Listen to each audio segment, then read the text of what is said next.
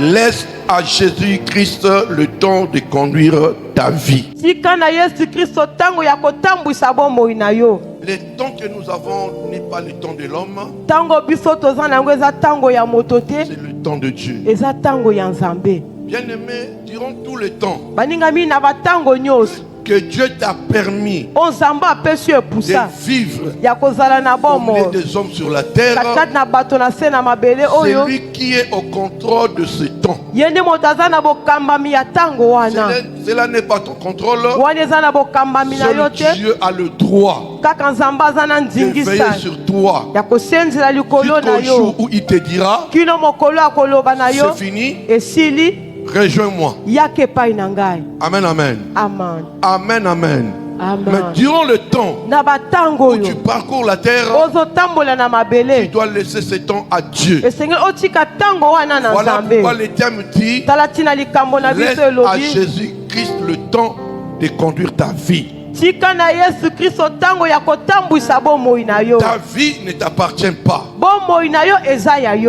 Ta vie appartient à Dieu. Parce que le jour-là, s'il n'avait pas permis que nous soyons en vie, il n'allait pas accorder son souffle de vie à Adam ni à Ève. Dès les jours de sa propre volonté et son autorité, il a eu la résolution de faire un être humain, de créer l'homme à son image, à sa ressemblance, et il a mis dans l'homme le souffle vivant. Cela veut dire ta vie ne t'appartient pas, ma vie ne m'appartient pas. Si nous sommes en train de blaguer avec nos vies, c'est que chacun de nous doit savoir, là, nous mettons Dieu en colère. Je vous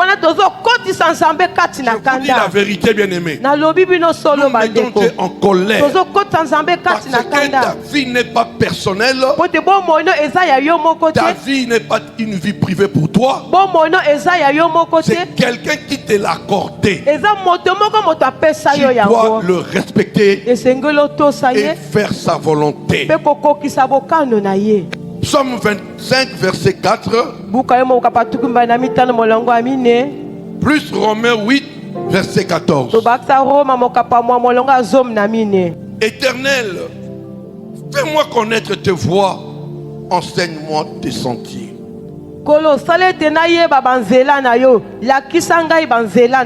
Romains chapitre 8, verset 14, Paul dit, car tous ceux qui sont conduits par l'Esprit de Dieu sont fils de Dieu. Amen.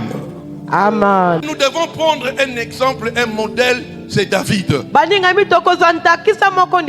David est la première personne qui m'a enseigné comment se remettre au contrôle du Seigneur. Alléluia. Amen. Il dit Éternel, fais-moi connaître tes voies. C'était une prière. Le plus grand souci de David, c'était ça. Tu m'es apparu. Tu m'as révélé tant de choses. Et tu as accepté de marcher avec moi, Seigneur. Mais en tant qu'un être humain, quelque part, j'ai peur. Parce que je suis un pécheur. Amen, amen, non? Amen, amen, non? Amen. Et il dit, mon plus grand souci, Seigneur, fais-moi connaître tes voies. Si tu me laisses conduire ma vie selon mes désirs, je ferai des choses hors de ta volonté. C'est le péché qui prend le dessus sur ma personne. Pour garantir ma vie, fais-moi connaître tes voies. Il demande à Dieu chaque jour, révèle-moi tes désirs. Écoute-moi. David dit, fais-moi connaître tes voies. Chaque jour, je ne veux pas que mes pieds, mes pensées, mon esprit soient dirigés selon mes propres désirs. Voilà pourquoi il faisait cette prière. J'ai des choses à dire aux chrétiens des églises de réveil. Nous, dans les églises de réveil, on a tendance de prier pour la gloire du monde. Concernant les matériels, les choses éphémères. Une vie qui n'est pas contrôlée par la parole de Dieu. Ce n'est pas une vie sanctifiée. Amen, amen. Ici, David prie. Il dit, Seigneur, mon plus grand souci, c'est de me faire connaître. Quelles sont les voies que je dois prendre l'engagement pour marcher ici. Amen, amen. Est-ce qu'il t'arrive parfois le matin? Parfois le matin. Mes frères, mes soeurs, tu dis, Seigneur, aide-moi. Si tu me laisses avec toutes ces faiblesses, je risque de me perdre. Aide-moi, Seigneur, que la journée soit contrôlée par toi. Vous savez, des personnes qui ont cette habitude-là, chaque matin, avant d'engager la journée, ils donnent la journée sous contrôle du Seigneur. Pour ces personnes-là, vous devez constater une chose: ils ne laissent jamais leur vie être conduite par le mal. Aujourd'hui, les chrétiens ont oublié la vie éternelle. Aujourd'hui, les chrétiens des églises de réveil, ils ont oublié le jugement dernier. Ils ont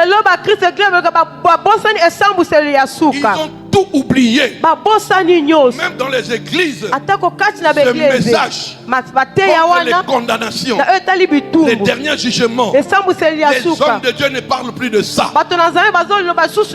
Bien-aimés, revenons à la parole. Je vous invite de revenir tous. Parole. Nous avons marché à un moment donné dans l'ignorance. Et le temps que nous sommes maintenant n'est plus le temps de l'ignorance. Moi j'appelle ça, c'est le temps de ressaisissement. Il y a un moment donné, l'homme s'est laissé marcher dans l'immaturité. Il s'est laissé marcher dans l'immaturité. Mais sache une chose, chaque chose a son temps. Même Salomon a dit ça dans le livre d'Ecclésiaste. Il y a un temps de l'ignorance, il y a un temps d'immaturité, il y a aussi un temps de ressaisissement. Voilà le plus grand modèle que je prends dans les Écritures, c'est le fils prodigue. Il demande l'indépendance. Il sa vie peut dépendre de lui-même. Il est parti avec tout. Aller là-bas, il a tout gaspillé. Comme il était immature, il demande l'indépendance, mais il n'était pas capable de gérer sa vie. Comme tout est basculé, tout est foutu, c'est là où, bien aimé, il a commencé de manger avec des pourceaux. Lui qui mangeait à la table de son père, en tant que le fils du roi, il est devenu un serviteur d'un homme malheureux, moins béni que son père. Ce qui était très merveilleux, il s'est ressaisi. Il a compris ce que j'avais voulu m'a rendu la vie difficile. Non. Il faut que je me ressaisisse. Je vais retourner vers mon père. Aller lui demander pardon. Bien-aimé, le ressaisissement.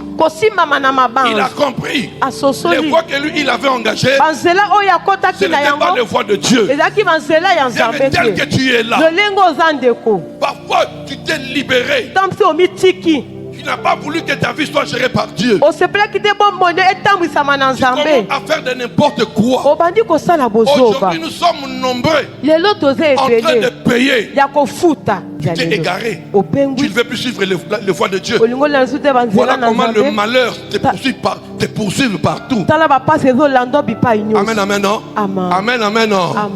Mais pour ne pas livrer ta vie à cause de ton orgueil. Tu veux faire apparaître devant les gens comme si ça marche. Ça ne marche pas. Je vous parle, non? Ça ne marche pas. C'est le temps de dire à Dieu, mais voici, j'ai essayé de moi-même, ça n'a pas marché. Je suis venu me livrer encore une fois sous contrôle de ta présence. Acclamez pour la gloire du Seigneur. Elle me fait moi révéler tes voies. Et il dit encore, enseigne-moi tes sentiers. Que le diable ne devienne jamais mon professeur. Ne fais pas de Satan mon enseignant. Vous savez, quand l'homme commet tant de mal, c'est un élève de Satan. Parce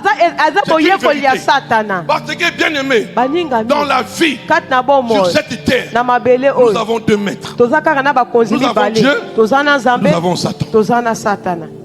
Toutes les mauvaises pensées, les mauvais comportements, les mauvaises habitudes que toi tu exerces, tu prends ces enseignements chez ton père, qui est le diable. Quand vous voyez quelqu'un accumuler le mal, il voit le péché comme l'eau, c'est un élève de Satan.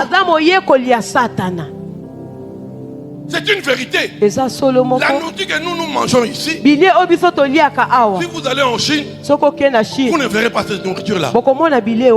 Chaque nation à ce modèle de vie. Voilà pourquoi, bien aimé, si vous venez dans la nation de Dieu, il y a aussi des modèles de vie. Dans la vie de Dieu se croit le respect, la pureté, la sanctification.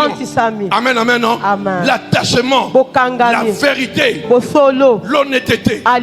Ça, ce sont les nourritures que vous devez trouver ça dans la nation de Dieu. Mais si vous allez à la nation satanique, vous trouverez là-bas, toutes différentes nourritures. La débauche, la prostitution, l'ivrognerie, le mensonge, le mauvais cœur, beaucoup de choses, je dirais. Quand tu pratiques ces choses-là, personne ne te dit de quelle nation toi tu appartiens.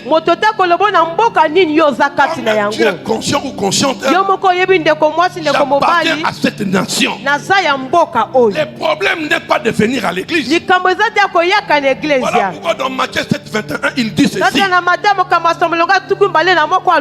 ne sont pas tous ceux qui disent Seigneur, Seigneur hériteront le royaume.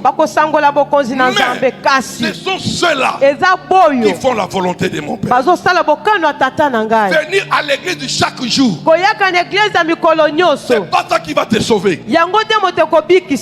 Être toujours apte à l'église, fidèle dans ton église, c'est pas ça qui va te sauver. Oui, c'est bien beau. Toi, tu ne manques jamais à l'église. Mais qui es-tu? Qui es-tu? Parce que quand tu viens à l'église, tu ressembles à une colombe. Mais hors de l'église, tu es comme un tombeau plein des ossements desséchés. Jésus les appelait les hypocrites spirituels. Au sein de l'église, il y a plus de 80% des hypocrites spirituels. J'ai dit la vérité. Les gens prient, vous ne les maîtrisez pas. Vous ne connaissez pas leur identité. Ce sont des envoyés sataniques. Ce sont les antennes du diable. Les antennes du diable. Amen, amen, non? Amen. Je souhaiterais que cela ne soit pas toi. Que tu ne sois pas une antenne. Parce que si tu es une antenne, ta mission à l'église, c'est pour venir détruire l'église. Nous les enfants de Dieu, nous ne vivons pas selon le temps du monde. Mais nous vivons selon le temps de Dieu. Le temps de Dieu, c'est dans la Bible, dans les Écritures.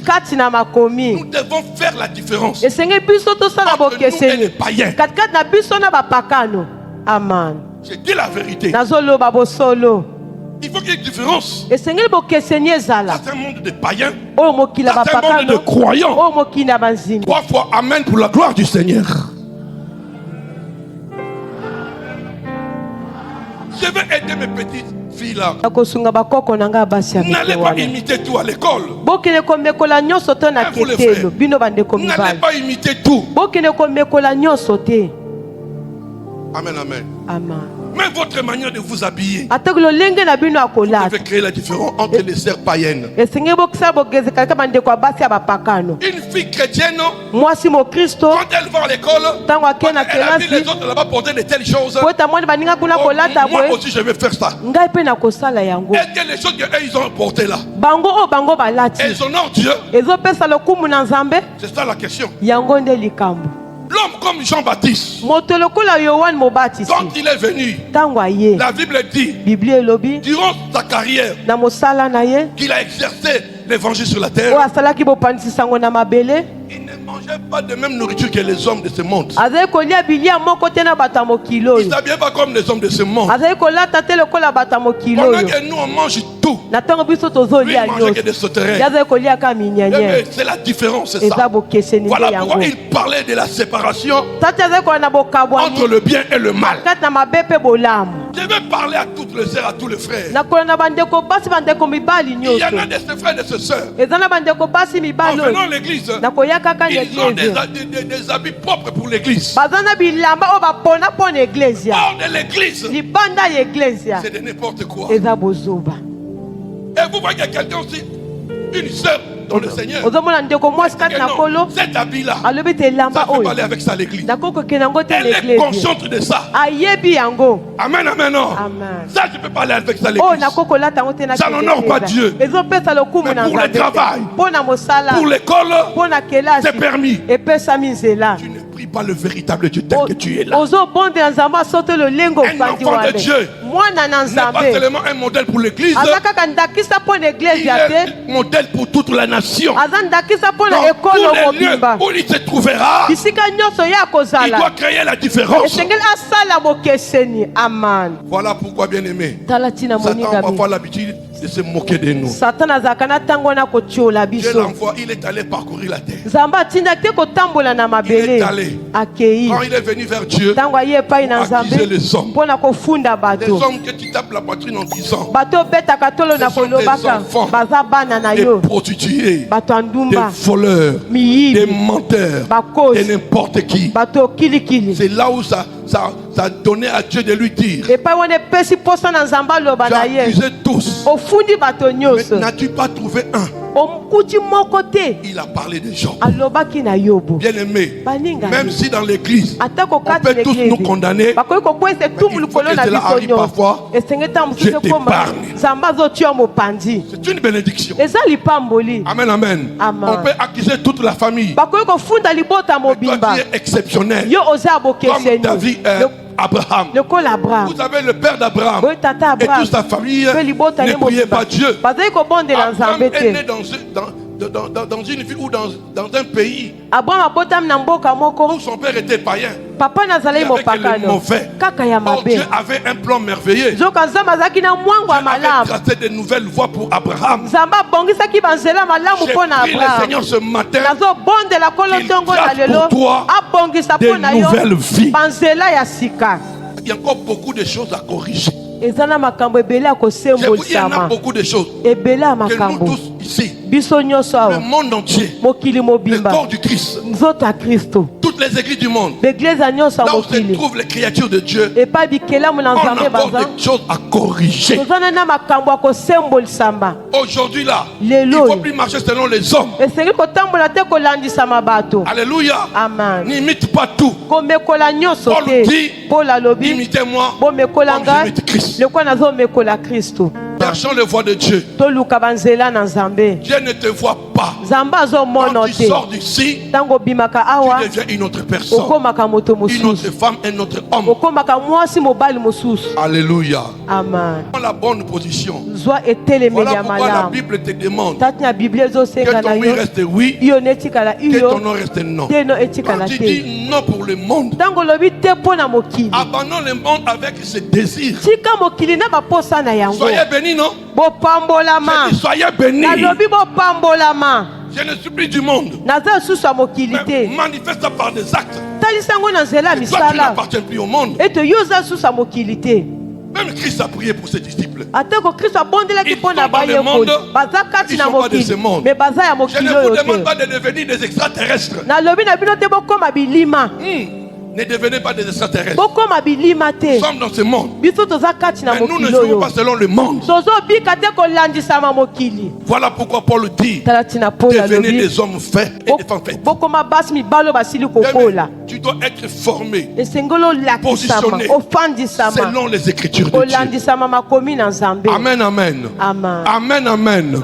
Dans l'église, là où on vous prêche que l'argent, on vous prêche que la gloire du monde. Je vous dis d'éviter ces églises-là. Enseigne-moi tes sentiers. Il faut chercher les sentiers de Dieu. Quels